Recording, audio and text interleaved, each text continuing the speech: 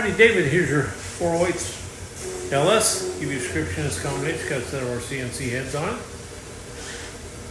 Custom grind hydraulic roller. Obviously, it's got a Whipple.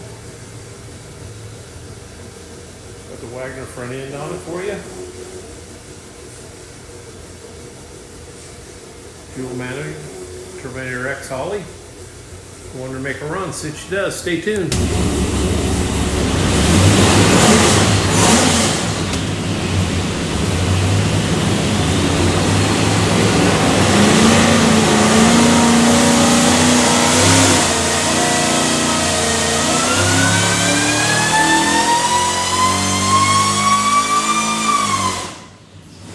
Okie doke, 3,600, 694 foot-pounds of torque, peak torque 741, real flat there, peak horsepower 858 on basically 9 pounds of boost. That's pretty good.